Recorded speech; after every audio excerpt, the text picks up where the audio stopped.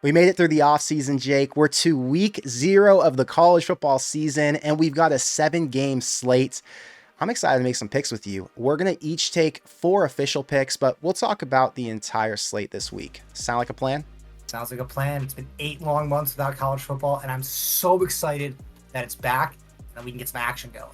It starts off with Navy Notre Dame in Ireland. The spread is at 20.5 on BroThrow, plus 100 odds. The money line's at plus 1190, and the total set at 50.5. What are you thinking here?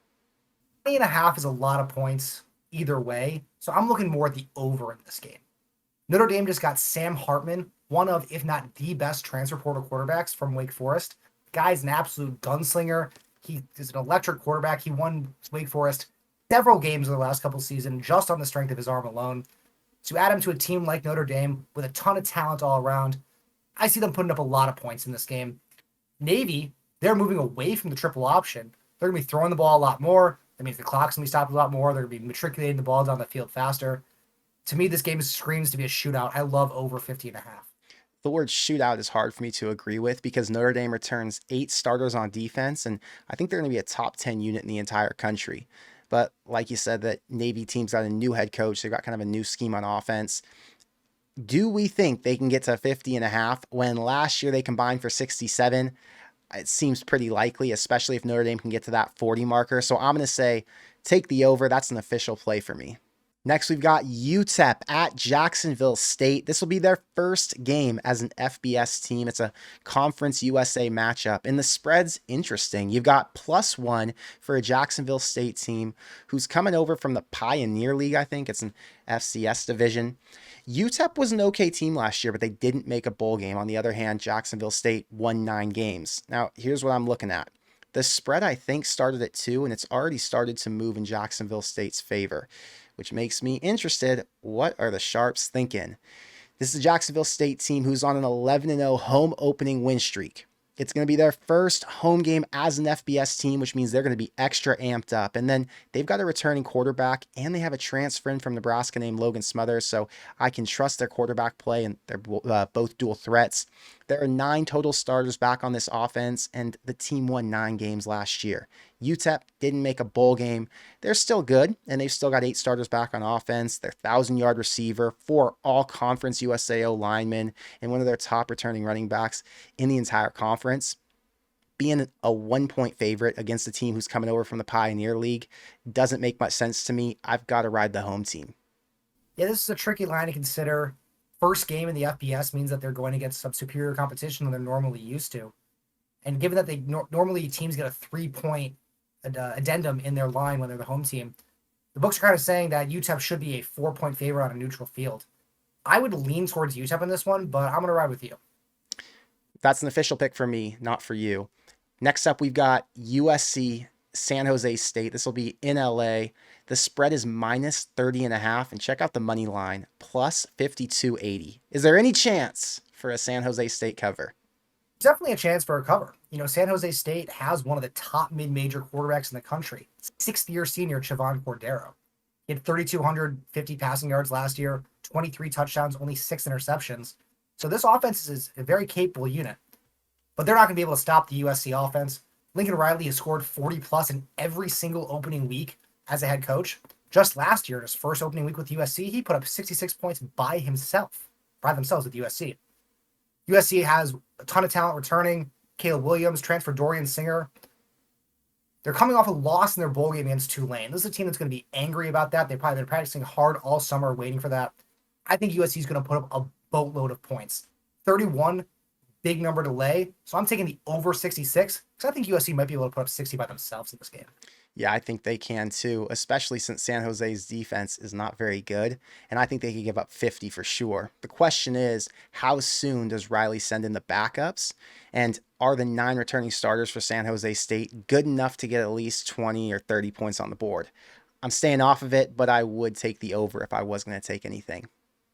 Yeah, I think the backups will come in relatively early. Usually in these week ones, second half is a lot of backups, so I could see a decent amount of scoring from San Jose State in the second half to take the over the top. That makes sense. That's an official play for you?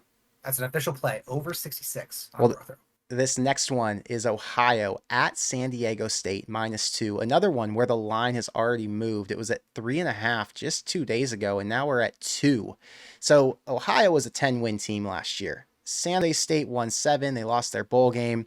They get their quarterback back, Jaden Maiden, but they do lose their first team All Mountain West center, their top 2 receivers, and their starting running back. In this position, I'm going with Ohio because they've got the better quarterback. Curtis O'Rourke won the MAC Offensive Player of the Year last year, and Ohio just has way more experience on offense to go against the really tough San Diego State D, but the line movement's telling me that something's going on with the Sharps, and they think that Ohio should be able to cover this one and probably win outright in San Diego.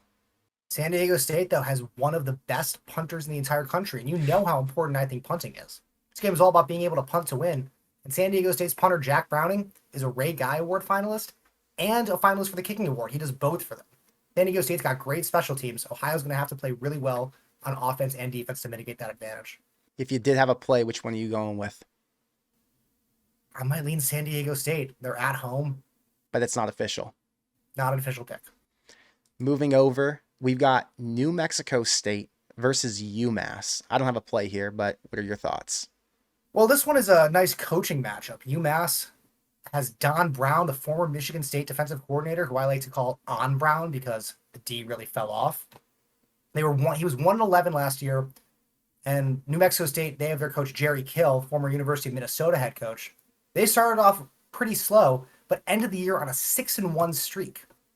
They played last year. New Mexico won by 10 on the road against UMass. They played 2 years ago. New Mexico State won that game by double digits.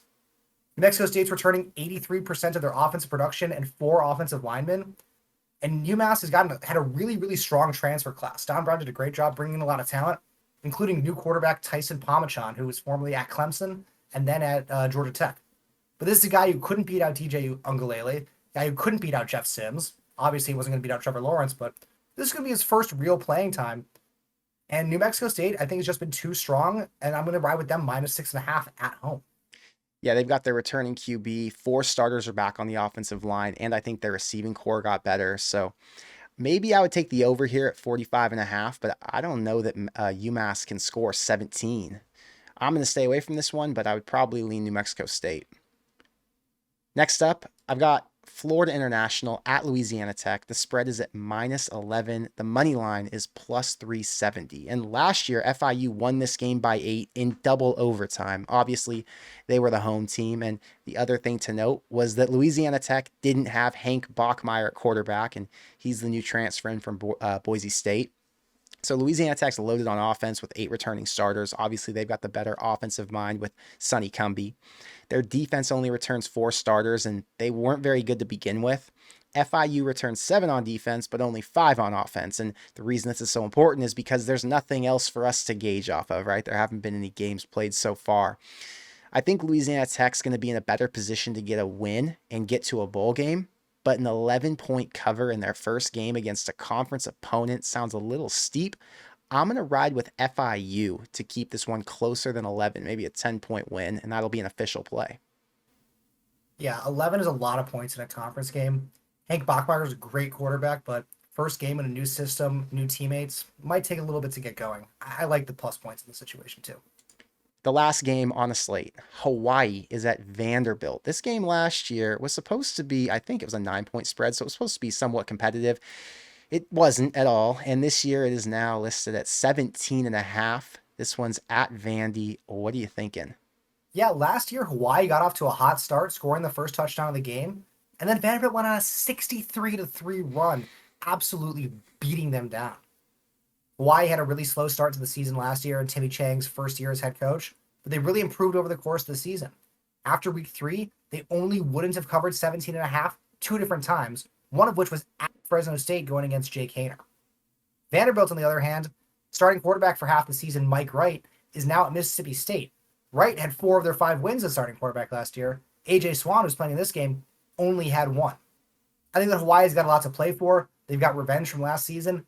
Not to mention their entire community, as Maui was burned down by fires the last week. So I think Hawaii's playing for a lot. Getting that extra half point on the other side of 17 is crucial for football gambling, getting on the other side of those numbers. So give me plus 17.5 as an official pick on the Rainbow Warriors. I've got a bad taste in my mouth from last year. You know, I rode Hawaii in this same game as a 9-point dog, and they got absolutely beat down. They lost that one by 53.